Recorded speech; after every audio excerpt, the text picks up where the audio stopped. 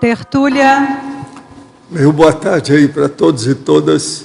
Hoje é dia 28 de março de 2013, quinta-feira. O verbete é de número 2610. Ele tem 5 páginas, 50 logias e 11 máximos. O tema é laicidade. A especialidade é direitologia. Quem redigiu o verbete é o nosso professor Hugo Espínola, que está aí muito bem assessorado aí. Por sinal, depois vou falar que ele trouxe 7 publicações para a Holoteca, inclusive muitas de Portugal. Definição.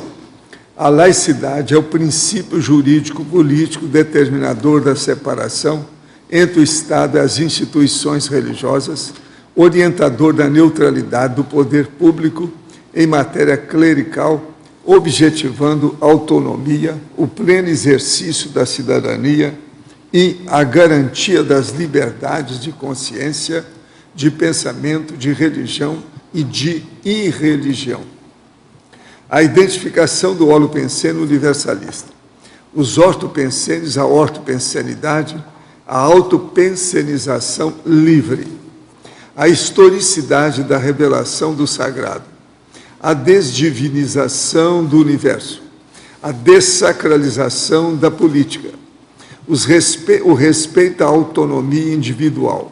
A construção da identidade espiritual. A autonomia educativa. A pressuposição da convivência harmoniosa, o fundamento da tolerância, a possibilidade de deixar de ser religioso, a liberdade de pensamento, opinião e crítica, a colaboração entre o público e o religioso dentro dos limites legais. Eu li 5 linhas, tem mais de 20 aí, a fatologia. As comunidades extrafísicas avançadas, a priorização da evolução, a paraconectividade com os amparadores, a autoconscientização quanto ao desenvolvimento da autonomia individual multidimensional, as abordagens pensênicas das consciências universalistas, a sintonia com padrões universalistas extrafísicos, a autonomia consciencial extrafísica. Agora, na argumentologia, nós temos o tópico da caracterologia com 3 concepções histórico-políticas da laicidade, denotando especificidades próprias conforme a implantação e a efetivação dos respectivos contextos sociopolíticos. Agora, na remissão nós temos de 15 verbetes, nós destacamos 5. Complacência religiosa, concessão política ou concessão cosmoética, consciência política, jogo da religião e sede de poder. Agora, frase enfática. No âmbito da democracia e dos direitos fundamentais, a laicidade constituiu-se princípio basilar para a definição da individualidade, fomentando a experimentação ou autoexperimentação e autonomia consciencial. Você empenha-se pelo cumprimento do princípio da laicidade? Já questionou de maneira democrática alguma afronta a esse princípio? A bibliografia específica tem 4 fontes bibliográficas. Agora, a laicidade aí, com João Paulo, nós temos aí 20 itens. Mega fraternidade, neutralidade, liberdade, irreligião e Estado. Ética, descrença, democracia, desdivinização, dessacralização. Anticlericalismo, antidivinismo, autonomismo, igualitarismo, universalismo. Jusnaturalismo, legislologia, liberologia, direitologia e politicologia. Agora, o verbete hoje do dicionário de argumentos da conscienciologia é conscienciologia. O argumento é paraprofilaxiológico. Eu chamo a atenção para o complemento e o adendo que tem aí umas enumerações para esclarecer ainda mais o problema. Esse verbete tem 104 itens chamativos, que é como se fosse o estudo da mega-análise lá dentro. Agora, nós temos aí no questionamento ao verbetólogo professor Hugo. Na Fatologia, página 23, segunda linha, desde quando, historicamente, houve oficialmente a dessacralização da política? Eu vou comentar juntamente com esses outros aspectos iniciais da patologia: historicidade e revelação do sagrado, desdivinização do universo e dessacralização da política. Esse fenômeno começou na Grécia com os primeiros filósofos que começaram a dar alguma explicação mais racional aos mitos. Novamente, depois, com a Revolução Científica, surgiram as filosofias chamadas filosofias laicas. Trouxe o raciocínio crítico, Descartes, Kant, vieram outros filósofos como Locke, Baer, Voltaire, Rousseau, Spinoza, e todos eles trouxeram essa dessacralização. Então, veio com o iluminismo, veio com a volta à filosofia grega, dos antigos. Na Fatologia, última linha, se o nosso Estado é laico, por que os feriados religiosos são feriados relacionados à Igreja Católica? Não há muita promiscuidade nisto? Sim. Eu não classificaria hoje o nosso Estado mais como laico. Eu digo que trata-se de um Estado quase laico. Apesar da separação... Nós não somos iguais à Argentina, mas estamos perto. Não, estamos perto. Nós estamos perto. E o Paraguai já evoluiu, né? Já trouxe com a Constituição nova essa mudança. Mas, realmente, o Brasil não pode mais ser classificado como laico, principalmente por conta do acordo que o Brasil assinou com a Santa Sé. Na Tecnologia, página 24, poderia nos expandir a técnica de ser você mesmo? Sim, claro. Aí eu vou fazer uma remissão aqui com a frase que nós temos no final, né? O que é que acontece? A laicidade, ela é fruto da democracia. Ela também proporciona o respeito aos direitos fundamentais, principalmente a liberdade de consciência e a liberdade de pensamento. Então, o que é que acontece? A laicidade, ele dá essa base para que haja uma definição da individualidade sem vícios, sem inclinações de fora. Nesse ponto, então, a laicidade permite a experimentação e fundamenta a autonomia consciencial. Na Paradoxologia, página 25, o paradoxo da fé laica. Obrigado pela pergunta. Bom, a laicidade, em alguns contextos, ela tomou algumas posições mais radicais. Em nome do Estado emancipador, aquele Estado que queria retirar a religião à força do espaço público, no laicismo, houve uma dogmatização e uma radicalização da laicidade. Rousseau, com muita propriedade, ele estudou esse assunto, não é? Ele verificou que a religião, de forma nosográfica, claro, exerce um certo papel de controle social. Ela diviniza a autoridade, isso é histórico, e ela também, através de colocar uma certa esperança nas pessoas, eu vou ser bom porque no final eu vou ser salvo. E medo também, ela consegue fazer um controle social. Então, quando aconteceu a laicidade no contexto específico da França, Rousseau trouxe à baila a importância de colocar uma sacralização do contrato social, porque iria ser retirada a religião do espaço público, mas iria ser difícil controlar as pessoas. Poderia haver algum momento de insociabilidade. Aí, o que é que Rousseau pensou? Disse, olha, vamos laicizar o capital simbólico, substituindo Deus pelo culto da pátria. Então, surgiram os feriados civis, o culto aos mártires da pátria, as paradas, toda uma agiografia, todos ritos, iconografia de inspiração cívica. O que levou a Ferdinand Buisson, em seu livro A Fé Laica, a dizer que retirou-se uma fé para colocar outra. Então, é um paradoxo. Saiu do espeto, caiu na brasa. Exatamente. Cada agiografia. A santificação. Sim. Agora aqui, professor, na Descrenciologia, página 45, o princípio da descrença é a vacina da neociência e conscienciologia, frente a possíveis ataques radicais de fanáticos que, porventura, queiram transformá-la numa religião daqui a 100 ou 200 anos, quando não estivermos aqui. Vemos no verbete laicidade que a religião se imiscui em quase tudo. Não há esse risco frente a radicais que existem em toda parte? Olha, se existir, muito bem, mas eles não vão criar nunca a conscienciologia. Que a conscienciologia é baseada nesse princípio da descrenciologia, a pessoa tem que fazer a experiência por ela. Não pode ter dogma. E o processo é o seguinte, o problema é o da evolução. Não há nenhuma sacralização de nada. Há uma antissacralização total, de modo que não tem muito ambiente para criar religião conosco, não. E outra coisa, todos os princípios nossos são arreligiosos. A gente mete o pau nessa história, muito embora a gente não seja materialista. Então é preciso ver o processo da ciência entrando na realidade do cosmos, além do processo da matéria.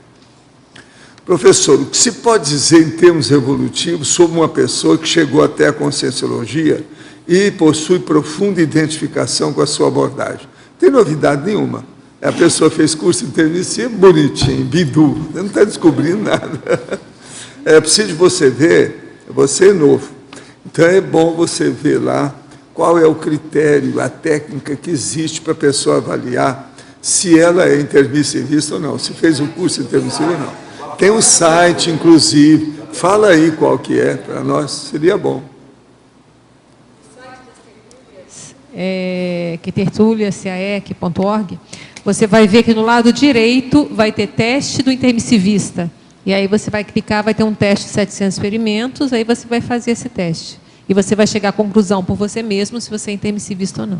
Agora, ó, parabéns a você, que você deve ser intermissivista, tá? Quais são os fatores extrafísicos e intrafísicos que fazem com que uma pessoa se identifique com a conscienciologia? É você ver lá a listagem que tem lá, uma listagem do curso intermissivo. Aquele que se identifica com isso, tudo bem. Mas agora, de modo geral, os princípios básicos são os seguintes. É cosmoética, evoluciologia e o problema da, vamos dizer, da priorização da evolução.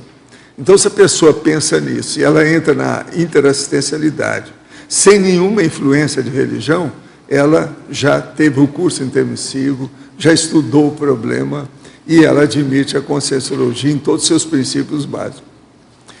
Outra aqui, os amparadores criam meios para que uma pessoa tenha contato com seus estudos no momento certo da vida? Às vezes, quando a pessoa também permite a intervenção fraterna deles. Porque às vezes a pessoa não deixa, ela se bloqueia. Às vezes ela fica toda encapsulada, então não permite a entrada da paratelepatia do amparador. Agora, se a pessoa se predispõe a isso, mesmo que seja dentro da passividade ativa, ela recebe orientação na hora justa. Também, quando a pessoa torna-se mais esclarecida em termos de assistência e cosmoética, qual seria a postura correta? Quer dizer, como ser bom sem ser bobo? Olha, seria bom é você agora que está chegando, dar uma olhadela nos 2.610 verbetes da Enciclopédia da Conscienciologia. Por sinal, eu quero dizer para vocês que no dia de hoje nós estamos completando 245 verbetógrafos comigo. São 244. O total que já trouxeram até agora é de 632 verbetes, além do praticamente quase 2.000 que eu escrevi. Não, nós já estamos chegando à metade dos 500 que eu falei que deve ser no mínimo a enciclopédia. Já tem outros que vão chegar aí, já metade já está, nós já engolimos, entendeu? Agora aqui, professor, poderia comentar como associar da melhor forma possível os estudos dos pontos de vista, dos pontos da acupuntura tradicional chinesa com a exteriorização da energia de forma consciente? Olha, é bom se você puder estudar a acupuntura e a medicina chinesa toda que existe.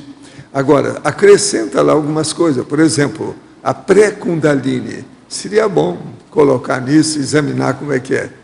E também os problemas dos tipos de energia que a pessoa pode incorporar. Por exemplo, central extrafísica de energia, assistência que vem dos amparadores e tudo mais. Isso é importante. A acupuntura pode ajudar você a entender os meridianos e os pontos de acupuntura, mas agora a coisa mais séria é a hora que você passa por cima disso. Então você joga energia não mais varejista por ponto ou por determinado chakra, mas você trabalha com o energossoma por inteiro, integral. Aí você então trabalha por atacadismo, de uma maneira generalista. E isso tudo sai do seu processo do corono chakra e do fronto chakra, que é o processo do chakra encefálico. Isso aí então funciona mais e é melhor, e vamos dizer, é um processo mais profissional, maduro, avançado, né? Muito melhor. Agora, o conhecimento desses pontos pode ajudar a entender onde estamos agindo quando aplicamos o arco voltaico ou outras técnicas? Pode. Mas o processo é fazer tudo mais por atacado. É melhor do que ficar no varejismo de detalhezinhos. Coloca a energia dessa, arrasa quarteirão, tsunami. Aí a situação é melhor do que pingo d'água de chuvisco. Eu considero, por exemplo, a acupuntura chuvisco, mas ela é importante, importantíssimo. Agora, o processo nosso da energia com a cabeça da pessoa, a vontade dela funcionando, é o tsunami. Entre tsunami e chuvisco, a situação é enorme. Sob o estado de coma, que algumas recém-conscientes ficam logo após a dessoma, quanto tempo elas podem passar nesse estado? Olha, aí depende da situação. Tem gente que passa, assim, dezenas de anos. E tem gente que fica abilolado centenas de anos, séculos. Então, tudo é possível. Em matéria de consciência, eu não ponho a mão na cumbuca. Qual é a quantidade de consciências que estão nessa situação? Que pode ser levado a despertar no extrafísico? Olha, tem mais consciências assim, bilhões delas, mais do que os 7 bilhões de consciências que tem na Terra. Raciocina só. Agora, atualmente, eu não sei se tem isso tudo, porque muita gente já foi transmigrada. Mas a técnica quase sempre foi essa. Agora, eu quero dizer para vocês que o nosso professor Hugo trouxe aqui lá, de onde ele trabalha, lá de João Pessoa, e principalmente em Portugal, esses dicionários com esses livros, inclusive alguns cadernos aqui técnico e também revista. Muito importante. São 7 publicações que nós agradecemos muito ao senhor professor Hugo. Ele está fazendo trabalho na Europa, lá em Portugal. Então, você já viu. Por isso que ele trouxe o dicionário. Dicionário muito bom, recente, pequeno, prático, objetivo.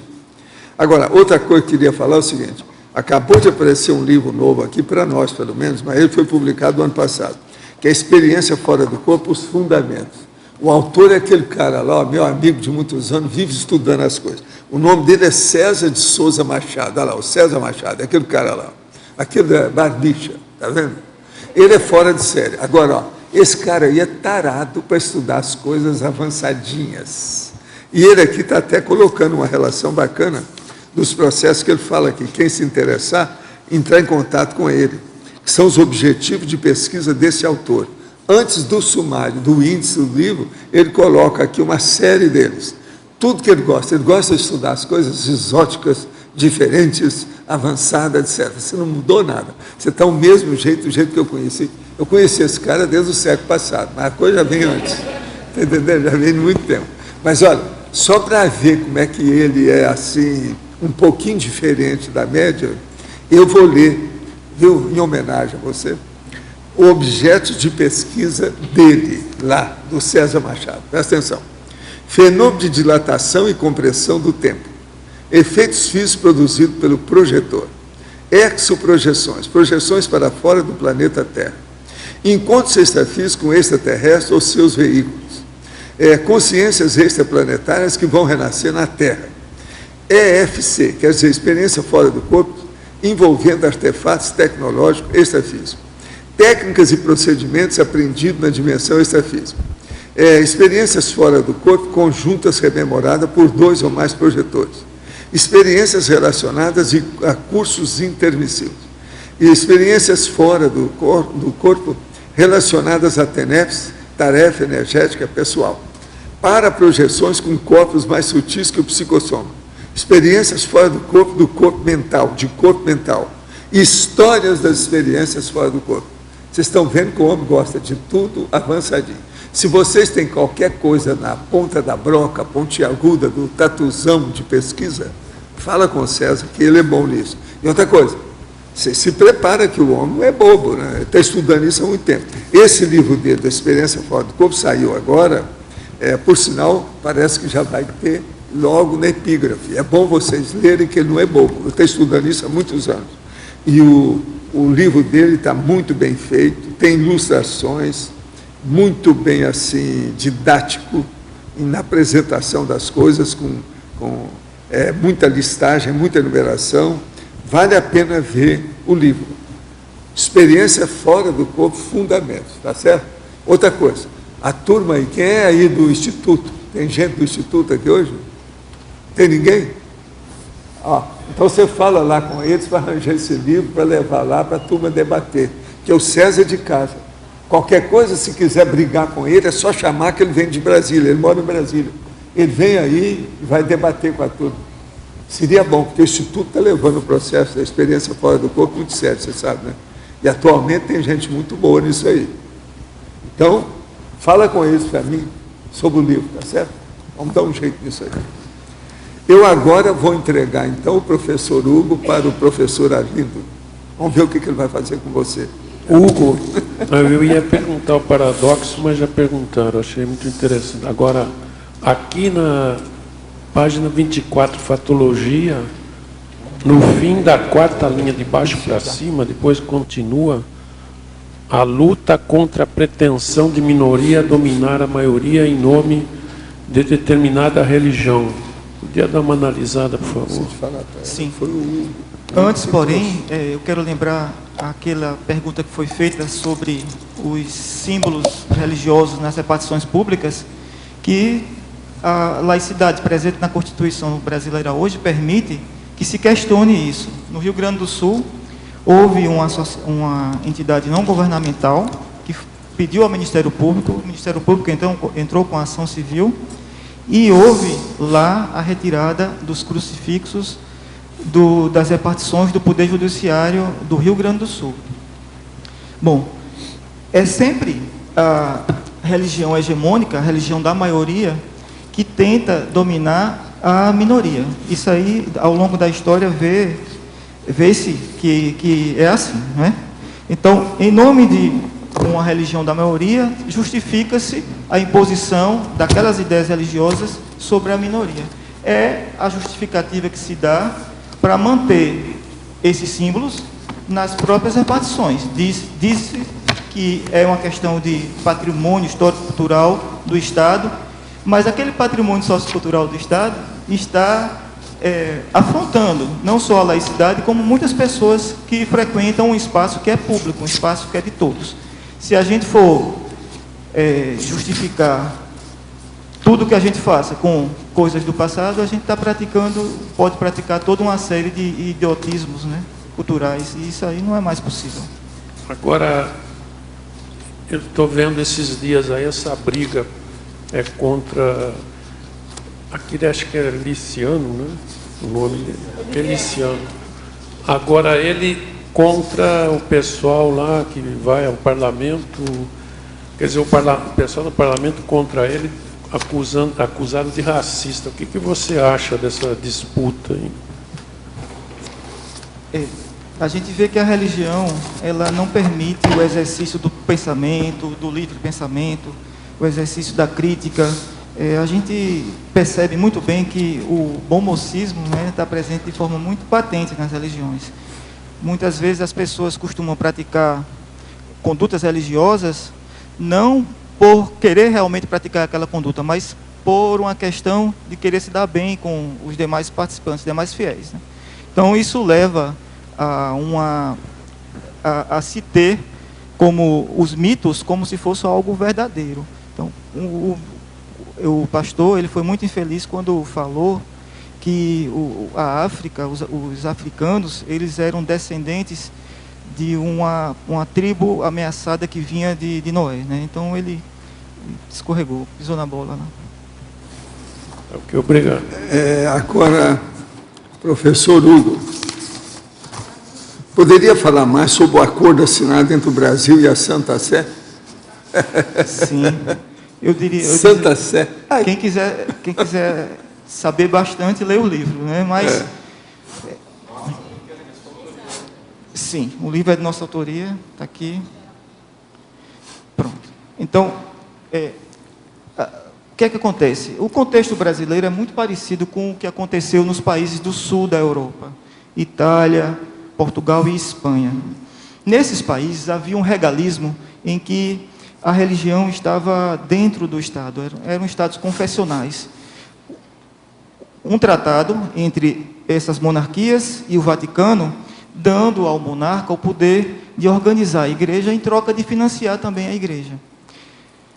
Com o liberalismo, as revoluções republicanas, implantou-se a laicidade nesses estados, com forte inspiração francesa. Retirou-se os crucifixos das repartições, o ensino virou laico, os cemitérios foram estatizados, o registro civil passou para o governo. Só que, o que é que aconteceu? Com a ditadura, com os regimes ditatoriais de inspiração fascista, esses regimes aproximaram-se novamente com a Igreja Católica e firmaram-se os primeiros tratados, o Tratado de Latrão, o Tratado com Portugal, 1940, e o Tratado com a Espanha, 1953. Com esses tratados, esses países ficaram confessionais. Só depois, com a democratização, que esses países deixaram de ser confessionais, tornaram-se estados laicos. Entretanto, esses mesmos países voltaram a assinar tratados com a Santa Sé, e aí eu já não posso dizer, assim como no Brasil, que eles sejam estados laicos. Eles estão numa situação de quase laicidade. O Brasil, da mesma forma, regalismo, depois houve o fim do padroado com o decreto 119A, da lavra de Rui Barbosa. Implantou-se a laicidade, só que depois, com a Dutra, com Vargas, voltamos a ter forte inclinação religiosa e assinamos o concordata, que foi ratificado agora pelo presidente Lula, né? Então, esse acordo, ele dá uma série de privilégios à Igreja Católica e retira a laicidade do Brasil, nos torna uma quase laicidade. No DAC de hoje...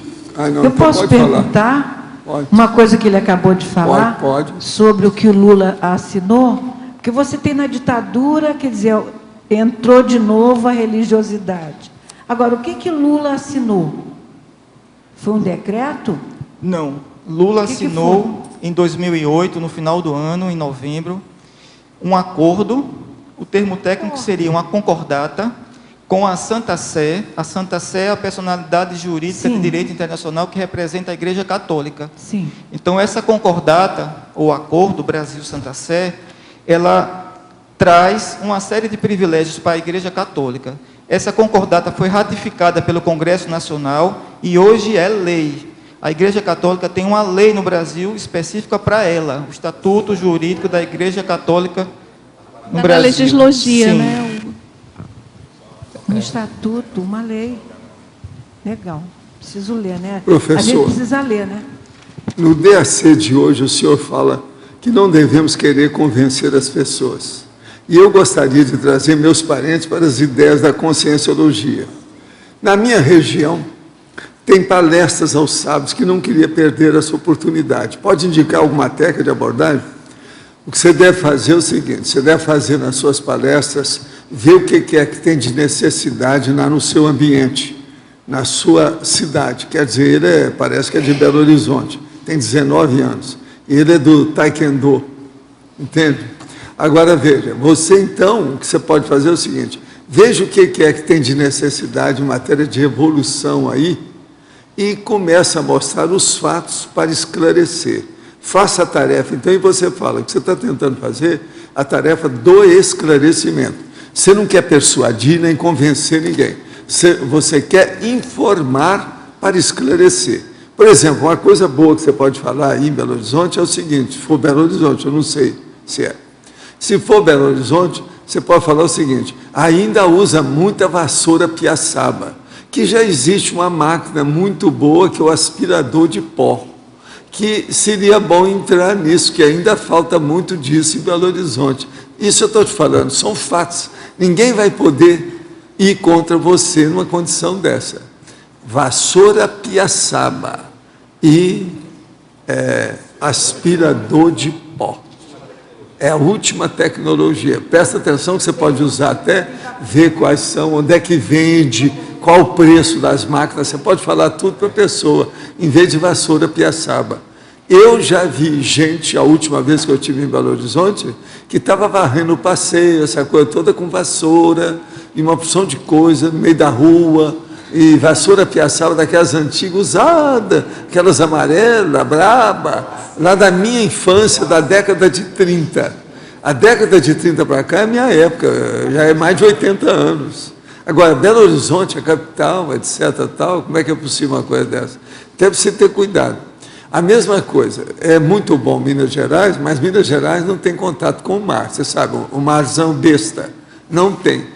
Então, isso aí segura a pessoa, ela fica muito interiorota. Por exemplo, a última vez que nós tivemos em Uberaba, chegou um dia lá, que nós estávamos lá dando curso, aquela coisa toda, e eu quis arranjar e levar uma turma para a gente jantar num restaurante, mas estava muito quente. Você sabe que Uberaba, conforme a época do ano, é muito quente. Então, eu falei com o meu filho, roda aí Uberaba e vê onde é que tem ar-condicionado, um restaurante com ar-condicionado. Ele não achou nenhum. Pois é, em parte nenhuma, nem o hotel não tinha ar-condicionado. Então, veja, Uberaba, ar-condicionado.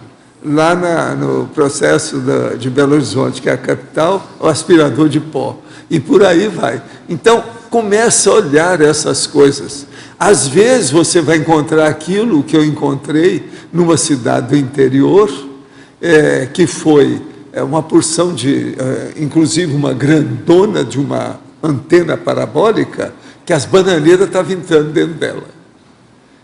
Estudo, então, são coisas que você pode começar a observar na área. Eu estou falando do ponto de vista físico, mas isso eu estou falando são coisas secundárias, mas chama muito atenção para o processo filosófico de algum princípio que você abordar. Então, é importante mostrar esses fatos assim, para fazer uma entrada, né, na história. Aí o povo vai ouvir o que você falar. Porque senão você vai falar, entra aqui, sai aqui, ninguém vai escutar. Se você falar mostrando os fatos, mostra a realidade, como é que é. Agora, outro, como deve lidar com pessoas que se faz de sonsas, no sentido que já vem com má intenção. O problema todo, quando é assim, você fala e coloca a pessoa, reduz a pessoa a pó de traque na sua frente, com muita elegância. Às vezes é necessário. Se você vê má intenção em cima de você, é bom você ir e fazer o tapa com luva de pelica, diplomacia e cosmoética destrutiva. Mostra a pessoa e reduz ela a pó de traque, abaixo de subnitrato e pó de traque. Isso, às vezes, ajuda, melhora. Sonso, se é que eu estou entendendo o que ele quer dizer, é o sentido daquela pessoa que já vem com má intenção. Então, isso é importante. Pois é, a falsidade. Tem? Agora, gente, queria dizer para vocês o seguinte, eu estou aqui com um livro muito interessante. Esse livro, eles querem dizer que é eu que escrevi, tá certo? Mas não foi eu. Agora, o que é engraçado é o seguinte, eu tenho 26 livros que eu psicografei. O livro é meu, mas, ao mesmo tempo, não é meu. Esse aqui é o 27º, porque esse está sendo publicado, mas psicografaram o livro para mim, que é a nossa professora lá, Lourdes, que está ali, Lourdes Pinheiro. Agora, o livro já está praticamente pronto, está em revisão final, não é isso? Está em para revisão, ser publicado. sim. Agora, quantos neologismos tem? Ele chama Dicionário de Neologismo da Conscienciologia. Tem mais de 900 páginas. É muito material que tem aqui. Está muito bem distribuído o material. Agora, quantos são? Nós temos aí 7.000 neologismos. 7.000. Sendo muitos deles verbetes e outros subverbetes. né? Sei. Por exemplo, abertismo consciencial é um verbete, mas mini abertismo consciencial já é um subverbete, né? Compreendo. E então a gente conta. Agora, ó, aqui por todo lado tem. Cada tópico desse é um neologismo, é isso? Sim. Então, por exemplo, vamos abrir. Macrotrauma extrafísico. Aqui, ó, só nessa parte tem 4. Agora aqui, paradiáspora, paradireitologia. Tem aqui, ó. Deixa eu ver outro. Estou abrindo assim a casa, sabia? Prurido consciencial. Esse quem é que já estudou? Pois é, esse aí. Agora, pseudo-objetividade. O que você acha? Agora outro. Parapsíquica. Deixa eu ver outro aqui. Vácuo cosmoético. O que vocês acham? Deixa eu ver outro aqui. Binômio, admiração, discordância. Esse aqui é dos meus. Esse aí é muito sério. Esse aí eu faço questão da história. Agora, ó, tudo tem definição, etimologia, sinonímia, antonímia, exemplo. É impressionante o livro, hein? Agora, gente, não é só a Lourdes que eu tenho que agradecer, não. É um monte de gente que fez o livro e colocou meu nome. Mas é um monte de gente, a equipe técnica aqui, ó, é 1, 2, 3, 4, 5, 6, 7, 8. Não, é muita gente, são dezenas aqui. Você colocou quase 1/3 do meu povo aqui de Foz do Iguaçu nesse livro. Mesmo que a pessoa tenha contribuído muito pouco lá no início. Não, mas aqui está coordenação, assistentes da coordenação, lexicografia, etimologia, informática. E colaborar na primeira fase, um monte de pessoas. Sim. Homem e mulher. Por incrível que pareça, tem a Marlene Roque aqui e a Marlene Coller. Mas agora, gente, isso está muito bom. Agora, veja, isso aqui vai me ajudar, o que você acha? Para fazer o meu dicionário de pensar. Tá? Onde é que está? A Rose não está aí. Ela que está me ajudando também. Vai ajudar o senhor no cópia. Não, a cor do cópia aqui é só tirar os dados embaixo, sério, está tudo aqui. Agora, isso vai me ajudar para ver o que é que pode estar faltando lá no dicionário. Eu agora vou pedir para o Everton chegar e fazer aquela tabulação no computador para saber quantos asteriscos já tem. Eu quero dizer para vocês que eu já tenho 200 páginas escritas do dicionário das pensadas. Já cheguei a 200. Daqui a pouco eu chego no 900 lá, não sei quando. Tá certo? Então vamos nessa. Agora, gente, isso aqui está o máximo. Eu posso ficar com esse volume? Esse é seu. É? Tá e pode... esse é meu. Mas, professor, por favor, o senhor pode corrigir, pode nos ajudar na revisão. Não, eu vou dar uma olhadela aí, geral, nele. Estamos começando agora o processo de revisão. Agora, ó, eu posso fazer aquilo do Chacrinha, né? No mundo nada se cria, tudo se copia. Vocês copiam das minhas coisas, eu copio de vocês, pode ser, né? Tá certo? Com certeza. Democracia absoluta. Sim. Entende bem? Sim. Agora, Pedro, você que é especialista, dá uma olhadela. Só pode vir, depois eu vou pegar com você na hora que eu vou embora. Tá certo? Não se apropria da minha propriedade, não é isso? Do meu patrimônio. Meu patrimônio. Entende? Mas, gente, isso aí deve ser publicado, então, ainda esse ano, não é isso? Porque já está praticamente pronto. Agora, a hora que sair, seria bom vocês dar uma olhadela, porque isso aí tem um resumo, praticamente, da essência da enciclopédia. A enciclopédia já são uns 12 volumes. Esse aí é um que tem a essência do processo da conscienciologia. Praticamente, ela abordou tudo, não falta nada. Agora, ó, eu preciso de começar a trazer as coisas novas para pôr aí dentro. Me conta, eu não cheguei a ver. Lá tem transafetividade? Hein? Não tem, não? Seria bom ver se tem transafetividade e autotransafetividade. Então, pelo menos já achei um. Se tiver esses meus novos, o que está faltando lá? Tem não. Não tem não? Nós paramos em 2012, não é, professor? Porque o senhor está produzindo diariamente. E então nós demos um basta. O que é? Não ia acabar nunca se não parasse. Sim, sim. Então, colocamos assim como limite 2012, né? E de lá para cá não pegamos mais nenhum. E às vezes, sei. E às então vezes, tem uma opção ali. E às vezes é lamentável, porque Então a deve gente ter vê cada um. Altac Ritmologia. Então tá. Não Tem não. Então tá. Então, ó, esse vai ser o segundo volume. Com o tempo, né? Vamos com calma. Vamos com calma. Segunda edição revisada e amplificada. Tá. Agora, gente, ó, eu coloco nas suas mãos o professor Hugo, por favor. Ele tem uma pergunta. Hugo, na sua pesquisa para fazer o verbete, você chegou a ver se tem algum estado que seja um exemplo teático de laicidade? Porque você falou que o Brasil ele é um exemplo teórico, mas não é prático, né?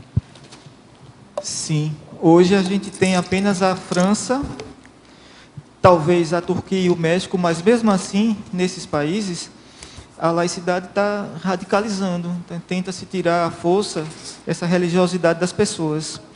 E sim, a ausência do véu, a Suíça também já proibiu a construção de minaretes. E, em termos teóricos, o Brasil está bem, mas em termos práticos, não.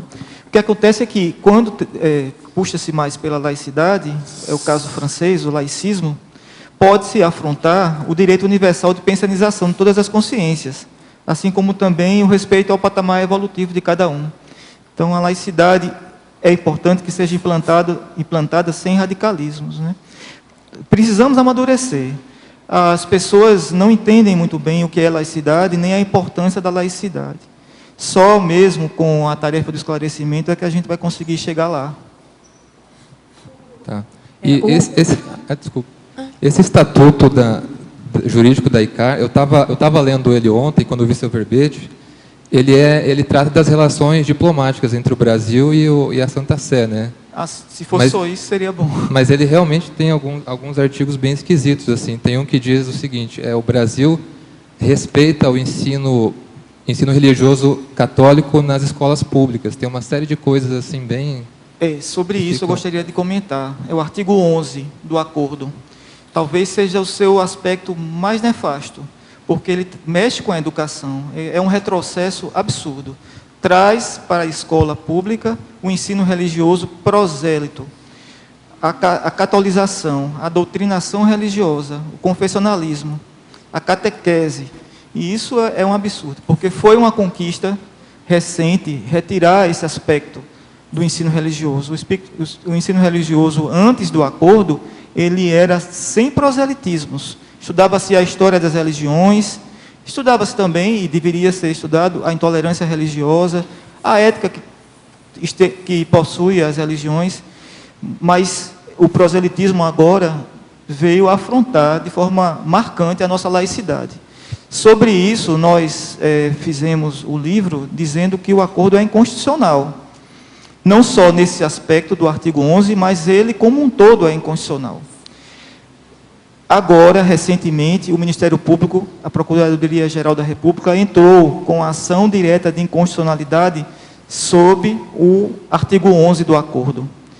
Mas vamos ver o que é que o STF vai decidir. Mas, na minha opinião, o acordo ele é todo inconstitucional. Agora, explica o que você faz, o que você está estudando, como é que é atualmente, que o povo gosta de saber, assim, porque você é um mocinho novo aqui para nós, sabe como é que é? É um perfil, o professor não quer perguntar qual a motivação do verbete, não, né? Vamos ver, fala aí. Bom, eu atualmente estou no doutorado, né? Doutorado de quê? Tem que explicar. Doutorado em Direito, Ciências Jurídicas, Direito Constitucional. Eu estou estudando a questão da laicidade, a importância da laicidade. Estou fazendo também, eu trago uma tese nesse doutorado, que a liberdade religiosa ela é nosográfica. Hoje, ela é mais prejudicial, ela traz mais intolerância, a tolerância religiosa, traz mais intolerância do que tolerância. Então, eu procuro mostrar essa tese lá. E, em cima disso, trabalhar para colocar diretrizes educacionais para reconstruir essa ideia de tolerância, fazer um upgrade da tolerância religiosa. Esquece um pouco a tolerância religiosa, vamos trabalhar com algo que dê criticidade, que dê autonomia, que dê o livre pensamento às pessoas, principalmente aos jovens e às crianças, né? Trabalhe também a questão da imunidade tributária, que há nos templos. Eu faço uma crítica severa à maneira como ela está sendo usada hoje em dia. Essa questão da imunidade nos templos religiosos. Hugo, você podia falar um pouco, é a Tânia Guimarães. Certo, Tânia. Isso, a tua tese, essa liberdade religiosa, nisso que você está definindo, liberdade religiosa e nosográfica. Você está se baseando em quê? O que você está utilizando quais casos? Qual casuística? Certo. Eu cometi um ligeiro engano. Não é que a liberdade religiosa seja nosográfica. A tolerância religiosa, ela é nosográfica. Justamente porque ela tem como base a liberdade religiosa. A liberdade religiosa, ela foi muito importante quando os estados eram confessionais. As pessoas não podiam ter outra religião, nem podiam não ter religião. Mas hoje... Você está falando quando veio o Império? Quando que você começa? Hoje... É Brasil, Império, quer dizer, eu faço nós fomos colônia? Faço o percurso histórico, mas nós quando chegamos... Da colônia, né? Sim, mas quando chegamos hoje em dia, a gente percebe que mais importante que a liberdade religiosa é a liberdade de consciência. A tolerância religiosa, como tem por base a liberdade religiosa, o tolerante religioso, ele olha o outro a partir do seu olhar da sua religião. Então ele tolera, daí já é uma superioridade, ele já se coloca num patamar superior. Então ele tolera aquela pessoa, vê o ato da outra pessoa, o ato religioso ou não religioso da outra pessoa como um erro. Não como um direito dela de se comportar daquela forma, mas como um erro. Então há aí uma barreira, um sectarismo que se cria. A tolerância religiosa, ela não é universalista, ela é sectária. Precisamos desconstruir isso, fazer um upgrade disso aí, para algo que seja mais universalista. Só podemos fazer isso se nós colocarmos a liberdade de consciência num patamar acima da liberdade religiosa. Hugo, você está se baseando, por exemplo, nos anarquistas do século XX ou não? Qualquer tipo de preconceito. Qualquer tipo de preconceito. Então você está dizendo que o anarquismo também é um preconceito? Depende de como nós enxergamos o anarquismo, né? Como uma corrente filosófica... corrente filosófica, as teses, né? Para ajudar nessa ideia da não religião, né? Sim, sim. Você não pensou nos anarquistas? O anarquismo pode ser intolerante também, né? Sim, eu sei. Mas alguns teóricos. É só uma ideia, só você falou, me tocou fundo na política. Eu já posso aproveitar e fazer uma pergunta ou tem alguém na frente? Fala. Tem gente? Segue, então tá. Vamos estudar mais sobre... Fatologia. Página primeira, 23. A 23. É na segunda linha, no começo. Sim. A desacralização da política. Vamos falar... O que você quer falar sobre isso? Pronto, repetimos então. Foi um processo lento. Começou na Grécia, voltou com o Renascimento, e é a contribuição que foi dada pelos filósofos contemporâneos. Contemporâneos não, que vieram com o Renascimento e com o Iluminismo. A gente pode falar em Locke, Voltaire, Spinoza, Rousseau. Eles todos retiraram, fizeram uma separação entre sociedade civil e sociedade religiosa. Deixou de haver necessidade de se justificar a autoridade através de uma imposição divina, religiosa. Sim. Um cotejo, explicar melhor essa questão do Estado secular e onde que entra e quando entra, é preciso entrar a laicidade em si, enquanto estatuto jurídico? Certo. Está presente aqui na caracterologia, na página 26. Então, há uma frase no livro do Fernando Catroga, que ele foi muito feliz, que diz assim: se toda laicidade é secularização, nem toda secularização é laicidade. A secularização é um fenômeno sociocultural de longa duração, que foi marcado pelo distanciamento das consciências em relação às tradições religiosas. É uma espécie de desnormatização da religião sobre as pessoas. Com a secularização, privilegia-se os assuntos do mundo secular. Esse distanciamento que há é um fenômeno longo.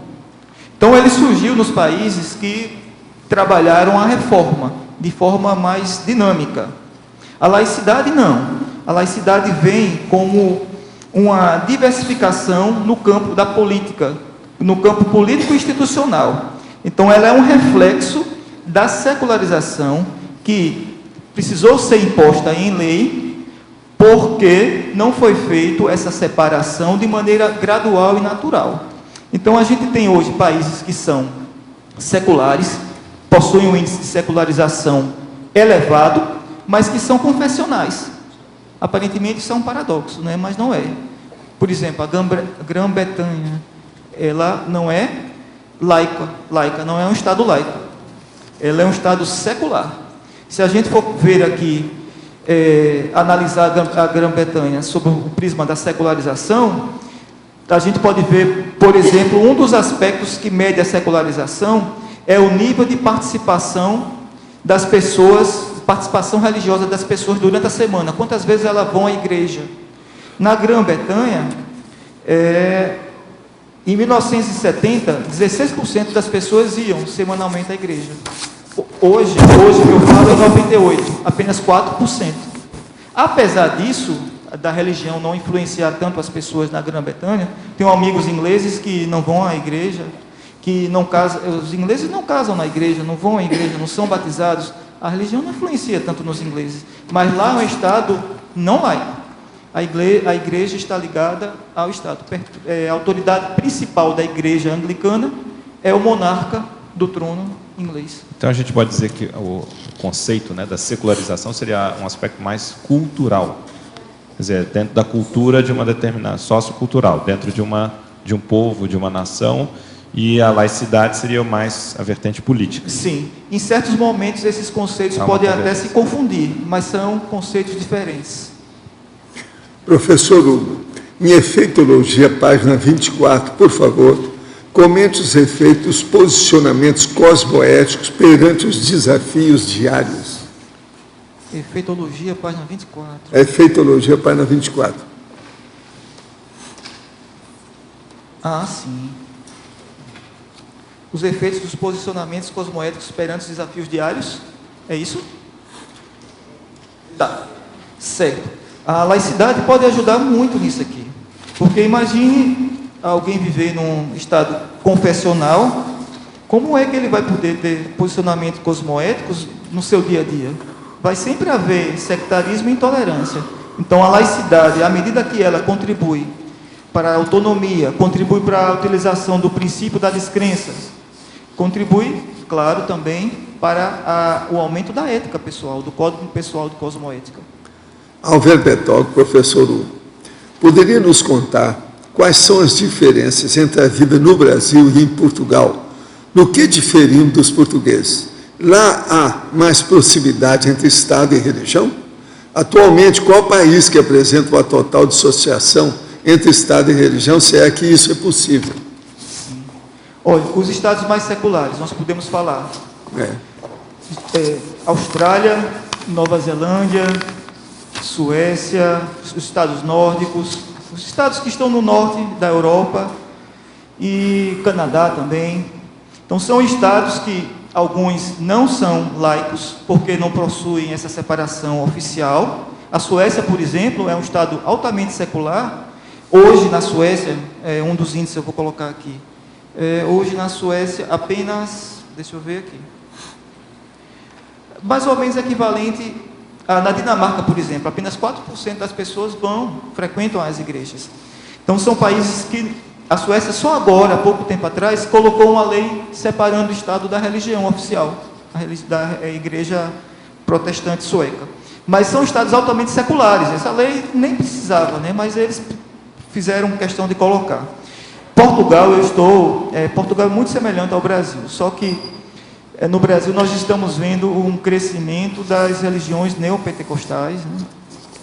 Principalmente por conta da ideia que se passa que pode-se haver tempo é dinheiro. Essa troca, né, de colocar a ideia de um Deus como um Papai Noel. Eu faço isso e você me dá um presente, né? Eu sou bonzinho e você me dá um presente. Portugal está crescendo muito os movimentos neopentecostais lá, assim como no Brasil. Só que o fenômeno português, a secularização portuguesa, se dá mais entre os jovens, homens, nas grandes cidades, principalmente em Lisboa.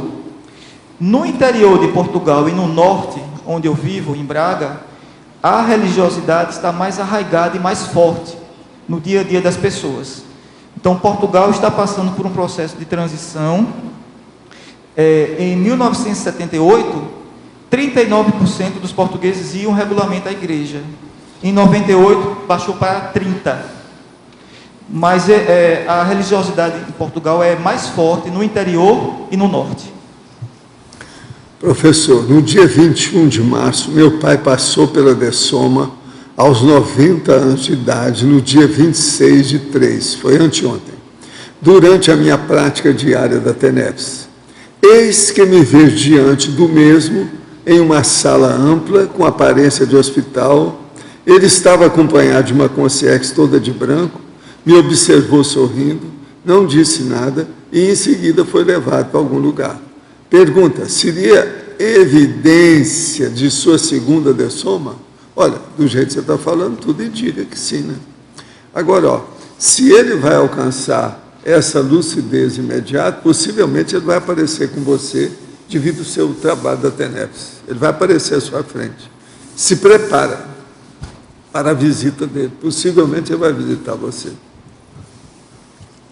Hugo, aqui na página 24, na Principiologia, você coloca o princípio da liberdade de consciência, o princípio da liberdade de crença e o princípio da liberdade de pensamento, entre outros. Você pode fazer uma diferenciação entre esses três princípios, liberdade de consciência, de crença e de pensamento? Sim, sim. Todos os três princípios, eles são importantes e constam no rol dos direitos fundamentais consagrados nas constituições mais modernas e também no rol dos direitos humanos. Se você for olhar a Carta Universal dos Direitos Humanos, todos constam lá. A liberdade de consciência, a meu ver, ela é muito mais ampla, tanto em comparação com a liberdade de crença e a liberdade religiosa, como também em relação à liberdade de pensamento. Ela está num patamar, numa dimensão mais ampla e mais elevada. Ela engloba não só a possibilidade de você possuir uma religião, mas como também a possibilidade de você não possuir nenhuma religião, ser arreligiosa, ser uma pessoa arreligiosa, como também você pensar, criticar, questionar, filosofar, da forma como você bem entender. A consciência fica livre para pensionizar da maneira como ela achar mais adequada e de acordo com o patamar evolutivo dela. Hugo. Sim, mas só um minutinho. Como diferencia, então, por exemplo, a liberdade de pensamento e a liberdade de crença? Também não seria um pouco nessa linha também? Quer dizer, qual que é o fator aí que distingue bem? Elas estão correlacionadas. Agora, a liberdade de consciência ela é muito mais ampla. Ela, além de englobar essas, ela vai mais além.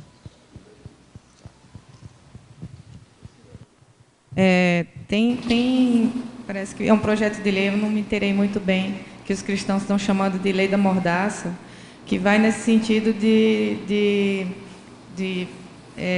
vedar esse discurso preconceituoso dos cristãos, né? Então, eles não estão gostando do assunto, estão chamando de lei da mordaça, estão falando que isso é contra a liberdade de expressão, né, da crença deles, mas é no intuito desse discurso preconceituoso que você já citou aí, né? Você ouviu falar disso? Você tem mais informação sobre isso? Sim, é um discurso preconceituoso, sim. Entretanto, eu acho que, a par disso, convém-se deixar intacto o direito de crítica, o direito à crítica. não se pode criar, a pretexto de uma possível intolerância, uma casta que esteja protegida à crítica. A crítica sempre é sadia. Eu acho muito importante. Eu posso respeitar alguém em virtude da sua opção sexual, mas eu posso também criticar essa opção dela. Eu, em termos, concordo com essa manutenção da possibilidade de crítica.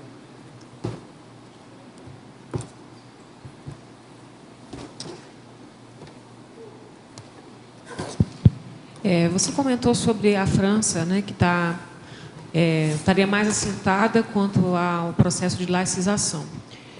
E eu queria saber um pouco a sua opinião, um outro viés.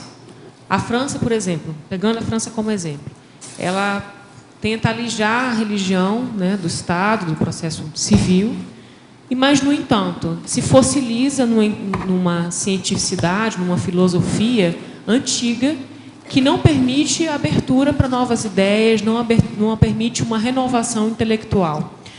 Até que ponto não se está substituindo uma coisa por outra, entendeu? 6 por meia dúzia. Como é que você pensa isso? É justamente o paradoxo da fé laica, né? Retira-se uma fé, a religiosa, para colocar outra fé, a fé civil, presente na religião civil. O que é que acontece? Nós, como consciência, temos uma dimensão, na Conscienciologia nós chamamos de dimensão extrafísica, a multidimensionalidade, que nós podemos acessá-la através do parapsiquismo. A laicidade francesa tenta extirpar essa dimensão que os estudiosos chamam de mistério, né? Ou seja, o mistério, nosso contato, nosso acesso à multidimensionalidade, ela não pode ser laicizada, não tem como.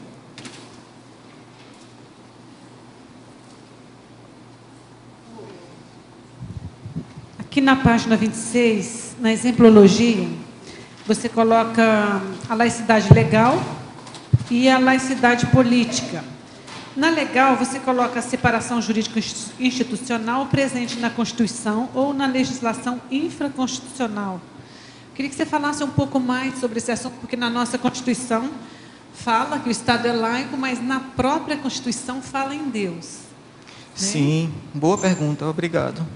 A laicidade está presente na Constituição de duas formas.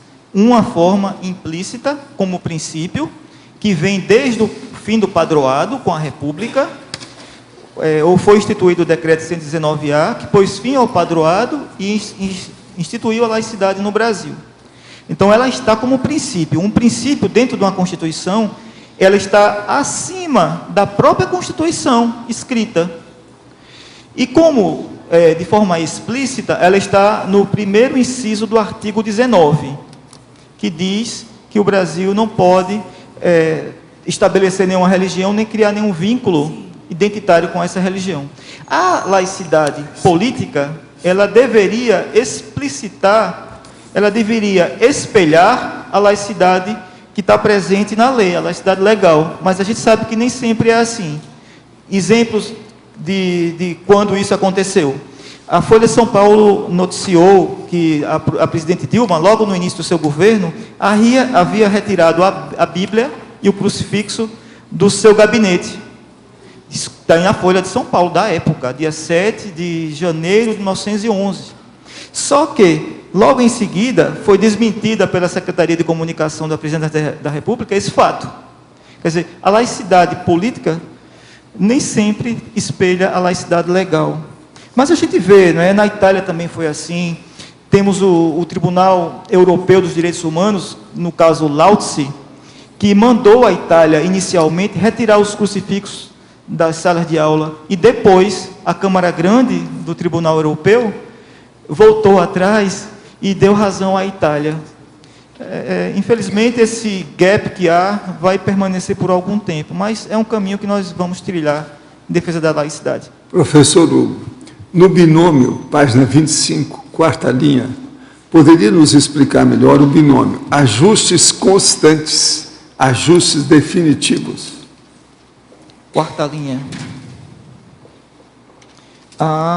Certo. A laicidade, ela pode ajudar a consciência quando ela promove essa separação, promove o ensino laico, a criticar, a ter mais autonomia, a usar mais da razão.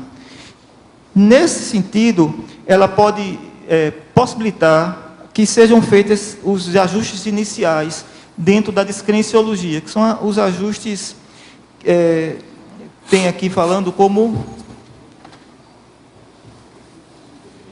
para depois chegar nos ajustes definitivos. Isso leva um certo tempo.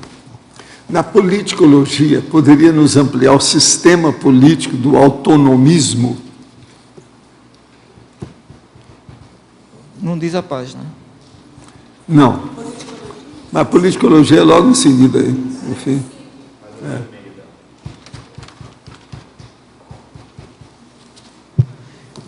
Sim. É justamente esse processo de dar autonomia ao Estado e também, por via consequencial, aos indivíduos, frente aos assuntos de fora, de uma esfera que não pertence ao Estado, que é a esfera religiosa. Agora, na caracterologia, página 26, o item 1. Poderia aprofundar a prática da laicidade à francesa, que é a laïcité? Sim. O laicismo, sim. Foi justamente o processo que ocorreu na França, com a Revolução Francesa, que se buscou, através dos filósofos franceses, se buscou, com o anticlericalismo, instituir essa separação Estado-religião. Foi um processo radical de luta, que tem um caráter belicista aí. É um processo bem típico da França, e que visa retirar a característica religiosa, a força, né, com imposição de força, da esfera pública.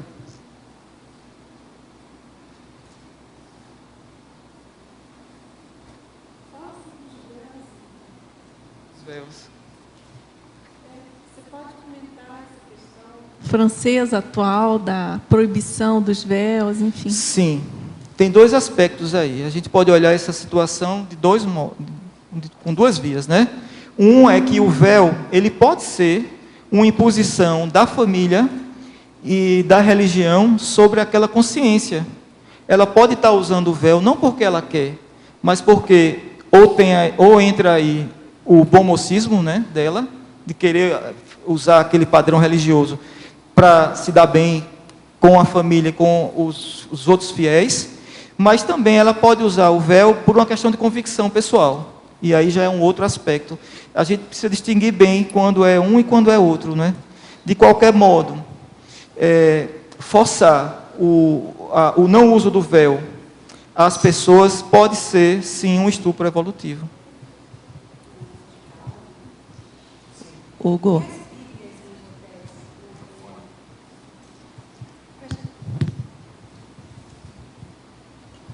A gente também viaja pelos hotéis no Brasil, né? Todos eles têm uma Bíblia na cabeceira. Isso aí também está dentro desse acordo, que eu nunca tinha pensado nisso, né? Mas esse acordo que você falou antes, será que tem a ver com esse processo da gente ter que... Não tem não. Tem a ver com o bom mocismo mesmo, viu? É bom olhar... de hotel tem uma Bíblia, né? É bom olhar o verbete feudalismo. Bom dar uma olhadinha.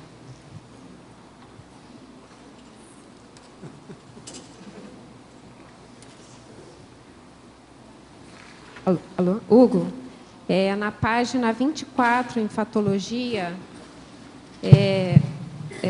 quarta linha, a doutrinação religiosa através do ensino religioso proselitista nas escolas públicas. O Estado do Paraná tem a diretriz curricular do ensino religioso, como uma disciplina para os 6º e 7º anos, né? Além de ter essa disciplina, ainda tem o grupinho de professores que ainda rezam o Pai Nosso na escola, né? Mesmo que não seja com os alunos, mas uma sala à parte. Como é que você poderia aprofundar e dizer como é que você vê isso aí dentro das escolas? Sim. E como acabar também, né? A solução, né? Sim. É uma afronta, né? Afronta a nossa laicidade. Antes não havia isso. Quer dizer, antes havia isso, mas a lei veio para modificar esse aspecto. Só que, com o acordo que está em vigor, apesar de haver essa ação direta de inconstitucionalidade no STF, o acordo ainda está em vigor, esse artigo 11 ainda está em vigor. Então, nós precisamos, enquanto sociedade civil, nos movimentarmos e dizer que o que é que nós queremos. Olha, nós queremos um Estado confessional ou um Estado que proporcione autonomia aos indivíduos?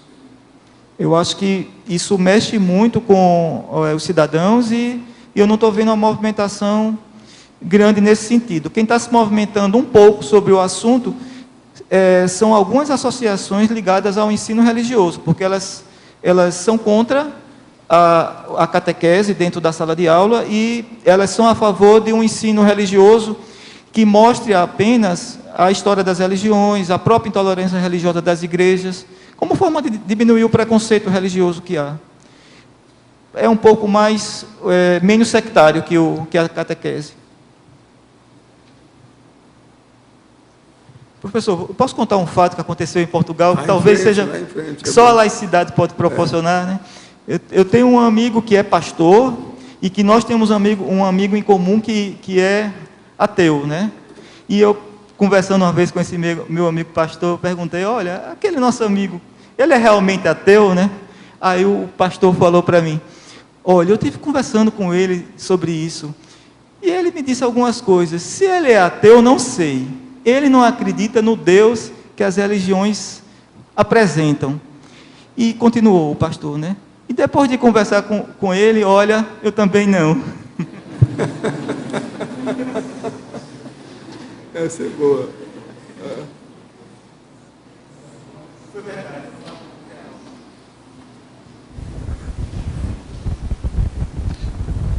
Hugo, você pode... para mim não ficou ainda muito claro, na página 26, na caracterologia, a diferenciação maior entre secularismo e a secularização. Dentro que você coloca isso como um histórico, né? Sim, sim. O secularismo está para a secularização, assim como a laicidade está para o laicismo. Então, é um fenômeno que a secularização tomou na França. Esse termo ele foi cunhado pela London Secular Society em 1846. É justamente aquele aspecto francês que tenta eliminar a multidimensionalidade, o acesso ao extrafísico, essa característica... Mas aí seria a secularização seria um processo também do materialismo? O secularismo. Então. Sim. Seria um processo do... Sim. Que aí não é só a questão de não estar ligado à religião. Sim. E de retirar de forma forte, uma radicalização do processo. Sim. Porque, como eu havia falado na outra questão, né? Eles tentam eliminar o que os estudiosos chamam de mistério, né? Que é uma faceta da consciência que tem, que não é possível fazer isso, né? Nós estamos na multidimensionalidade, não há como eliminar isso, né?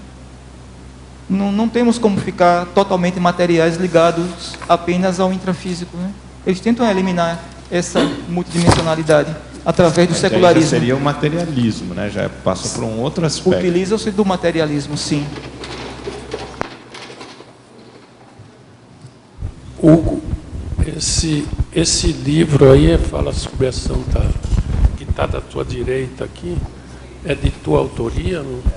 Você sim. Falar alguma coisinha sobre ele, por favor? Posso.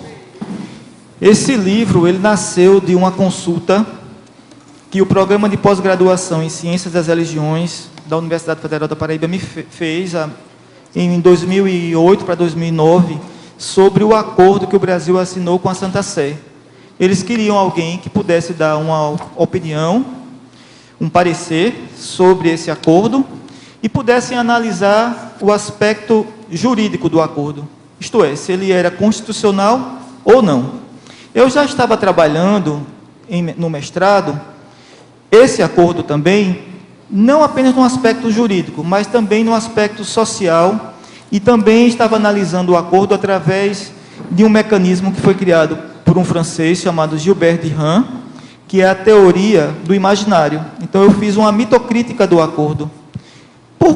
Não por coincidência, toda essa análise que eu fiz demonstrou que o objetivo principal que estava por trás do acordo, e a teoria do imaginário trouxe isso de forma bem clara, porque ele mostrou que o mito fundante do acordo era o mito de Zeus patriarcal, era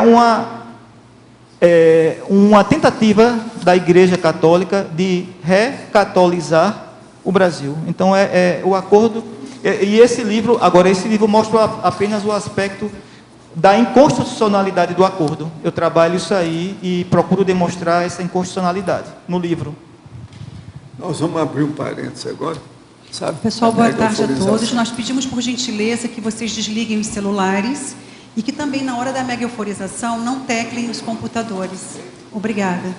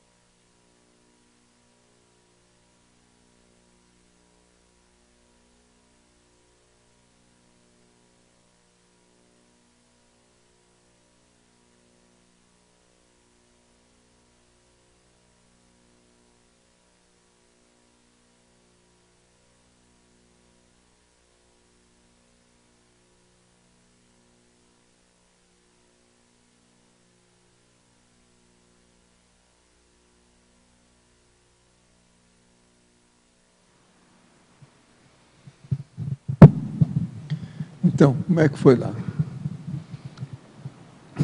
De início, eu percebi uma repercussão no meu cardiochakra e foi uma sensação muito grande de muito acolhimento durante todo o trabalho e foi uma sensação que foi crescendo bastante de acalmia, de homeostase, de tranquilidade, de relaxamento.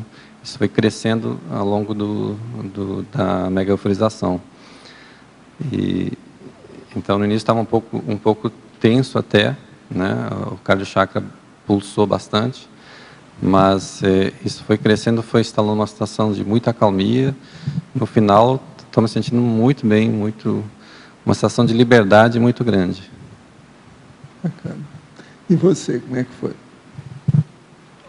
No início eu também estava com muito taquicardia, mas foi melhorando. Eu acho que mais para o meio eu senti uma esterilização de energia muito grande, pelo meu umbigo chakra e pelo ouvido, saindo bastante energia. Senti também muita energia no coronochakra e no fronto. Teve um momento que parecia um arco voltaico, assim. Estava bem forte, bem nítido. E a sensação que eu tive é que ela é muito profunda, essa mexida no frontochakra. Era possível sentir a profundidade. Eu sua aura com a situação. Você fez plástica? Ainda não. Desde a última vez que eu te vi, você está um pouco diferente mesmo, mas não é a sua aura, não. Agora que eu estou vendo, o rosto está diferente. Isso aí pode ser energia. Você está sentindo bem? Estou bem, bastante bem. Agora, e como é que está o nosso aqui? Foi muito agradável. Começou lentamente e subiu mais forte. O início foi mais aqui na área da barriga, onde tinha um pouco mal antes, foi tipo de trabalho. Depois foi mais na cabeça e até um ponto que tinha a impressão que a cabeça ia abrir, a expansão da consciência. Tem um filme que uma vez fizeram isso, que a cabeça do cara explode. Às vezes dá essa impressão. Tem a sensação de, como você falou, um bem-estar, muito tranquilo, com a perspectiva da vida, tudo deu certo. Não? Agora, você notou que o campo funciona aqui, né? Você percebeu o campo energético? Foi muito forte, sim. Ele estuda esse processo de energia há muitos anos, né? Desde o século passado, há muito tempo. Então, foi bom. Você está sentindo bem agora, tudo muito bem? Bom, sim. Então, tá. Qualquer coisa, vocês marcam aí os nomes, vocês se chamam aí para doadores de energia. Vamos fazer força com essa turma. Obrigado, gente. Valeu. Obrigado.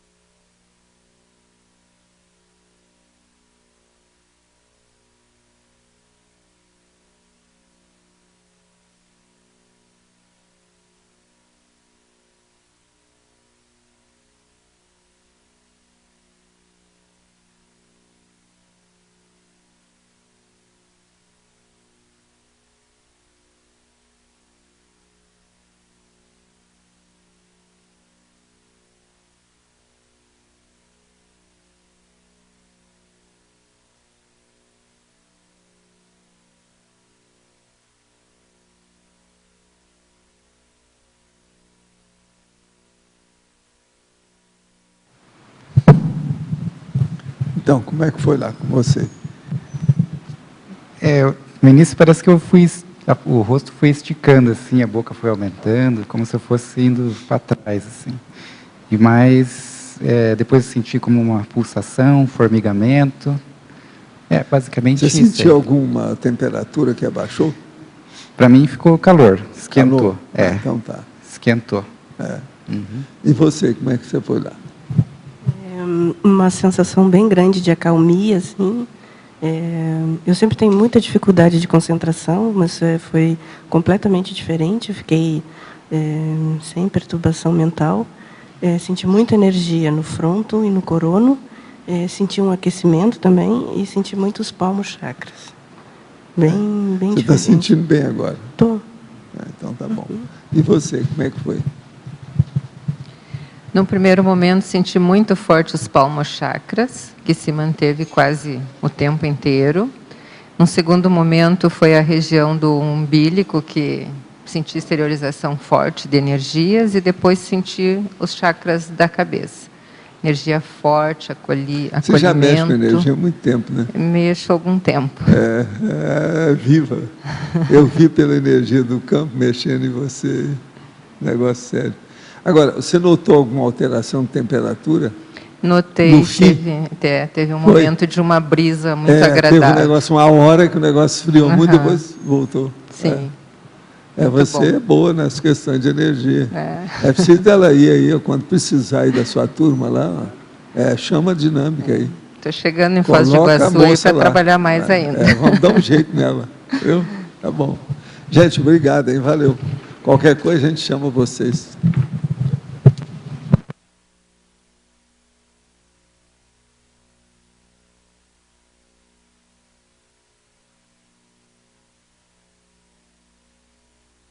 Professor Hugo, para vocês, tá certo?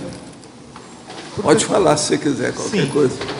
Você também sentiu energia aí? Senti bastante. Eles andaram mexendo em vocês dois. Eu não sei o quê. Chegou em ondas. Mas mexeram em vocês dois aí muito. Eu vi. Mexeram. Trabalharam o corono chakra, os palmos chakras também. Veio em ondas. Estão te dando muito força para a laicidade. Sim. Professor Valdo. Veio uma inspiração só para... rapidinho.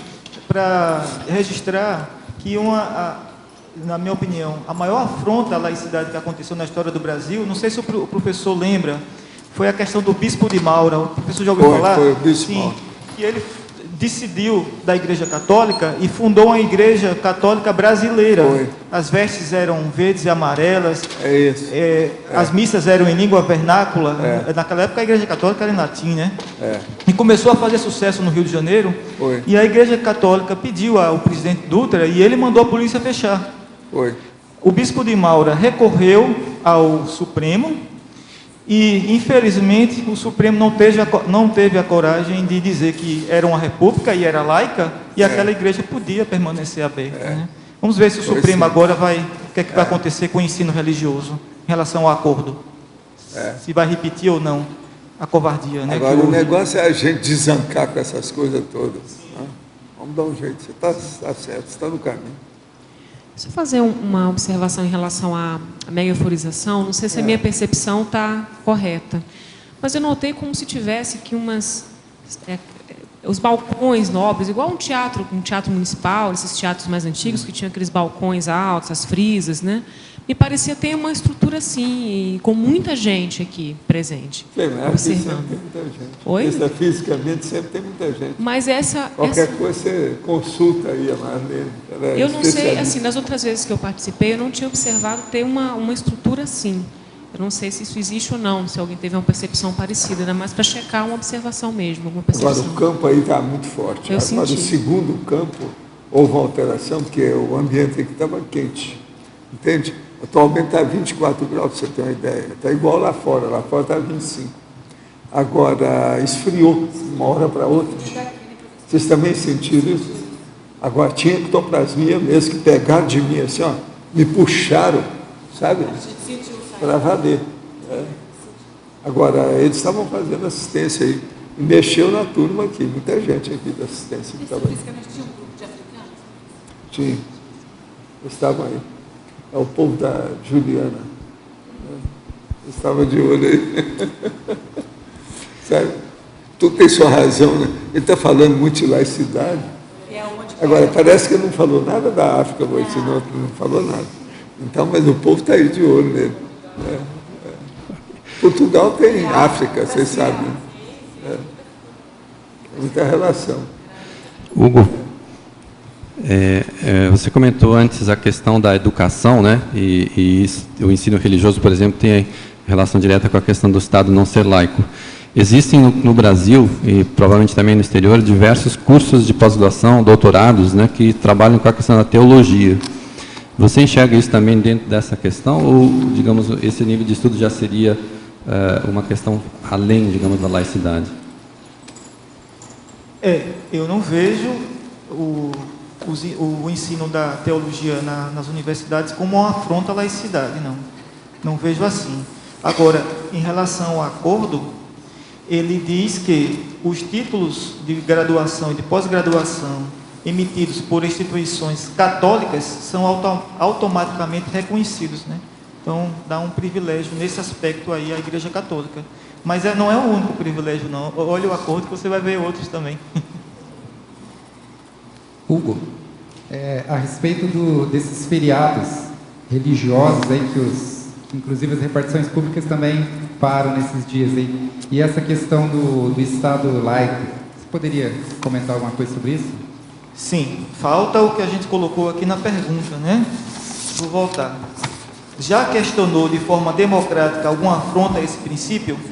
No Rio Grande do Sul foi questionado a questão dos crucifixos, dos símbolos religiosos nas instituições do Poder Judiciário e deu certo. Então é uma questão, isso aí a sociedade precisa se mover e começar a trabalhar a retirada dessas características religiosas que estão na sociedade. O acordo que foi feito com Portugal, ele é mais severo até e traz mais privilégios do que o que foi feito com o Brasil. Lá em Portugal, o governo recebeu a missão da Troika eles chamam o Banco Europeu, a União Europeia e o FMI, né? Recebeu a missão de cortar 4 feriados. E eles não puderam cortar feriados religiosos porque o acordo com Portugal só permitia esse corte com a autorização da igreja. Para você ver como está a laicidade em Portugal, né?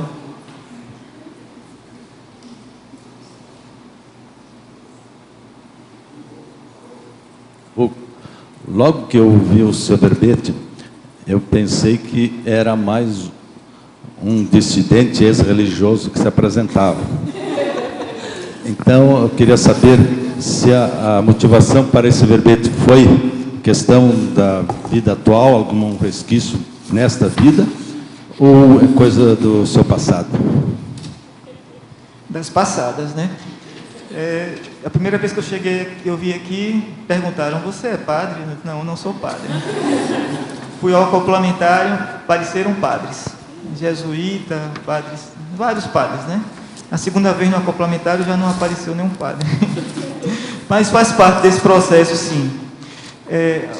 Eu motivei-me sobre esse assunto justamente assistindo a um programa na TV Justiça sobre julgamentos históricos. E eu vi esse julgamento do Bispo de Maura, né, que eu vi que o STF não decidiu a favor da laicidade naquela ocasião. E isso me trouxe um encaminhamento para estudar esse assunto, mas a reciclagem não foi automática, veio aos poucos. Quem me ajudou muito foi o Mário, né?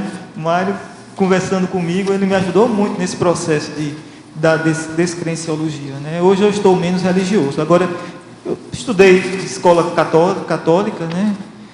Pertencia à juventude católica, tudo. E meu pai era seminarista, me deixou para casar, mas é das vidas passadas. Certo.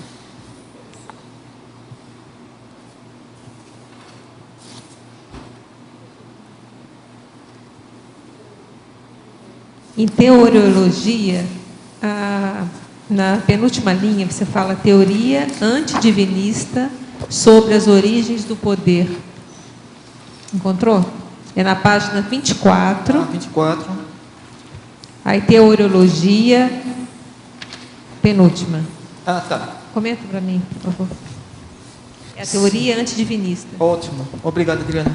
Olha, a religião, ao longo do processo histórico, a gente percebe que ela se viu como justificação divina da autoridade de quem estava no Estado, do monarca, né? Isso surgiu desde a antiguidade, mas a gente vê que Constantino, ele observou o cristianismo no início, e com o Edito de Milão, 313, da Era Vulgar, ele reconheceu o catolicismo como uma religião. E ele viu que, através do catolicismo, ele poderia fazer uma coesão no Império Romano. E o que é que aconteceu? Ele começou a interferir no cristianismo. O primeiro concílio, que é o de Nicéia, foi presidido por ele que presidiu o concílio, né? Então, havia, né, essa teoria divinista do poder. Napoleão, quando foi coroado, ele forçou que o Papa colocasse a coroa na cabeça dele, né? Então,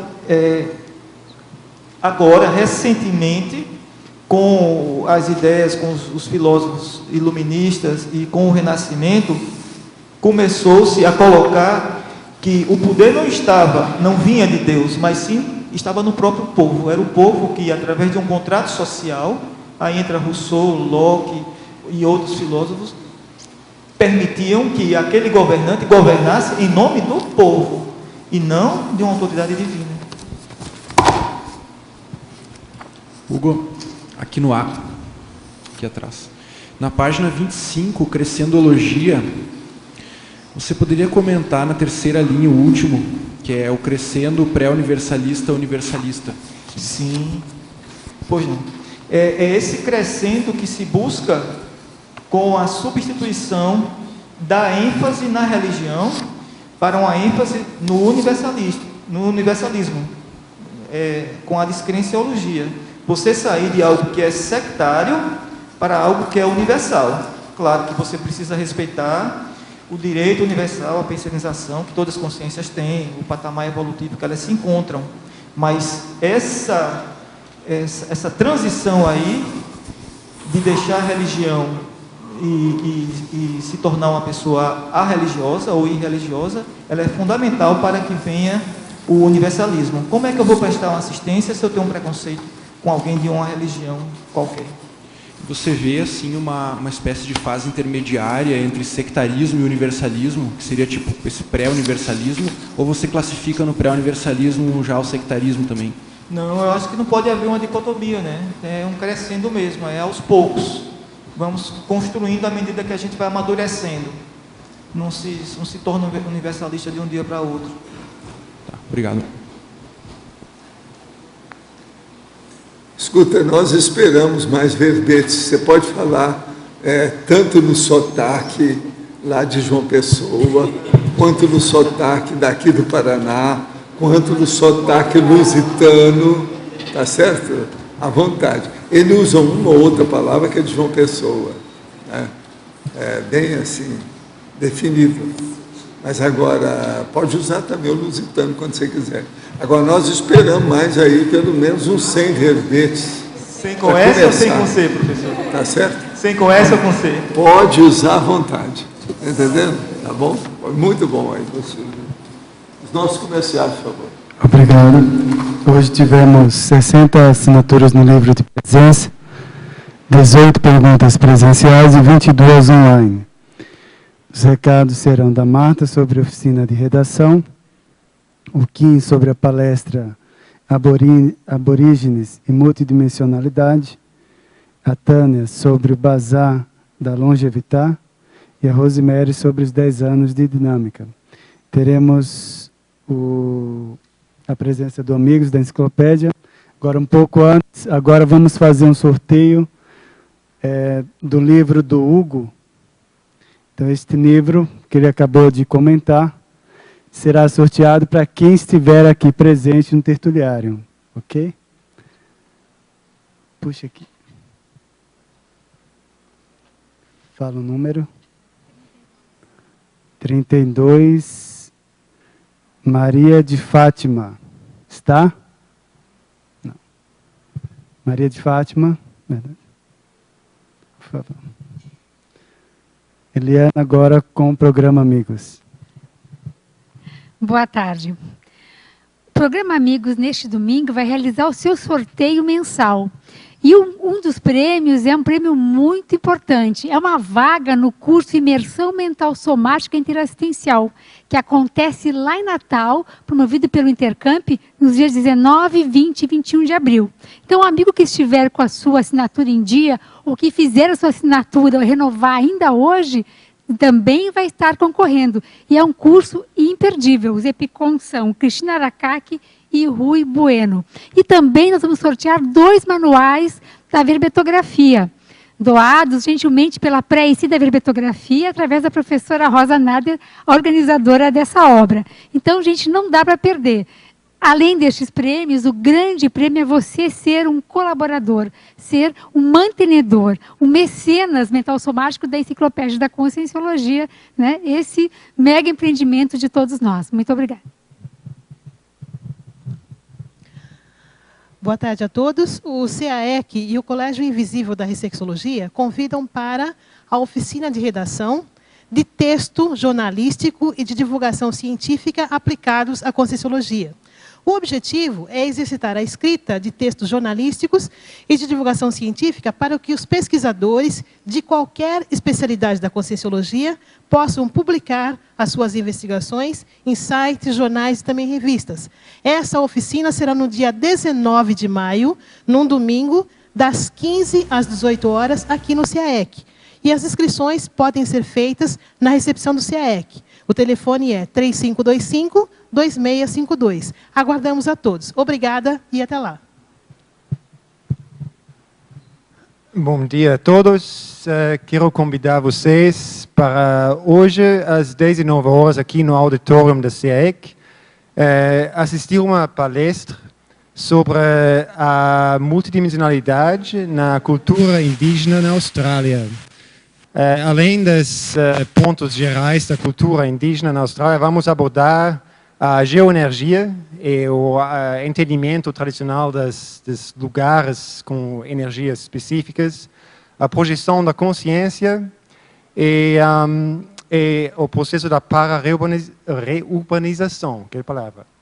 Então, hoje é a última possibilidade de assistir essa palestra e seria bom ver vocês lá. Obrigado.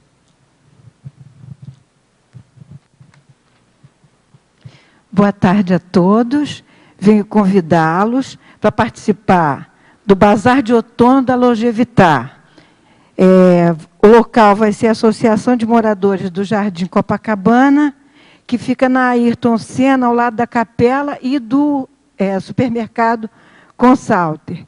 Caso vocês queiram ajudar a Longevitar, quer dizer, nós estamos aceitando eletrodomésticos funcionando, roupas, acessórios, utilidades. Essa oficina, esse bazar vai acontecer no dia 30 de março, próximo sábado, e vai durar das 9 horas às 17 horas. A gente agradece, quaisquer um de nós, participantes do Grupo Longevitar, podemos receber as ofertas de vocês. Muito obrigada pela atenção.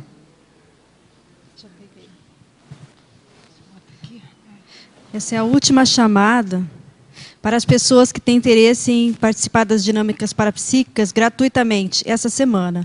Então, a gente está comemorando 10 anos de dinâmicas parapsíquicas e o CAEC está oferecendo cortesia para todas as pessoas, né, que quiserem, então, conhecer, desenvolver o parapsiquismo.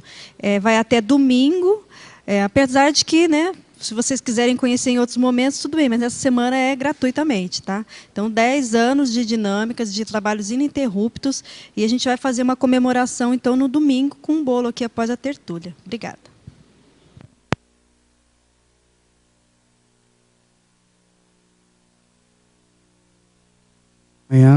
Para amanhã teremos o verbete Postura Anti-Invexis. A especialidade é anti-invexologia, de autoria do professor Paulo Batistella. Obrigado pela sua presença e até amanhã.